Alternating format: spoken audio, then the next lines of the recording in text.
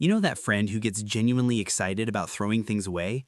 The one who treats a trip to the charity shop like it's Christmas morning? Yeah, they're not weird.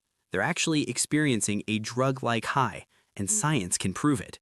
See, when declutterers toss that old jumper they haven't worn since 2019, their brain releases dopamine, the same chemical you get from eating chocolate or scrolling TikTok. But here's where it gets interesting. These people aren't just tidying, they're slowly training their brains to crave order. And once you understand why, you'll never look at Marie Kondo the same way again. So why do some people find joy in binning their possessions, while the rest of us have emotional breakdowns over a concert ticket from 2007? It comes down to something psychologists call cognitive load. Your brain can only process so much visual information before it starts feeling overwhelmed. Clutter? That's basically giving your mind 1,000 tiny tasks to manage simultaneously. Should I deal with that pile of papers? What about those shoes? Oh God, is that a receipt from 2015? Exhausting, right?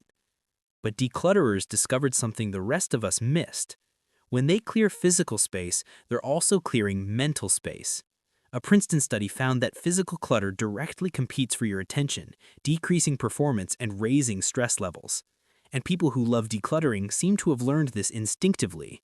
They feel mentally lighter the moment their environment is visually clear. And here's an extra twist. People who enjoy decluttering often score higher in orderliness, a subtrait of conscientiousness, the same personality trait linked to self-discipline and long-term thinking. But wait, there's a darker side to this. Because some people aren't just decluttering, they're chasing a feeling they can never quite reach.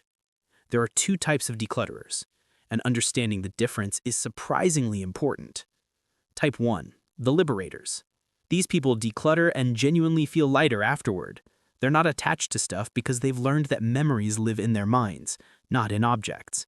They keep what matters, release what doesn't, and move on. Balanced, healthy, annoyingly zen. Type 2, the Chasers. They're stuck in a loop, decluttering for the dopamine rush, then filling the empty space with new purchases, only to declutter again. For them, it's not really about freedom, it's about control. When life feels chaotic, controlling their environment becomes a coping mechanism. The decluttering itself becomes another form of clutter, just mental instead of physical. So, which type are you? Because decluttering should feel like opening a window, not tightening the rules on yourself. The next time you feel that urge to bin everything you own, ask yourself, am I creating space for clarity or just chasing the satisfaction of a perfectly empty shelf? Drop a comment with your type and don't forget to subscribe. We make psychology concepts simple. YouTube thinks you'll love this next one, and honestly, I think it might explain a lot about you. See you there.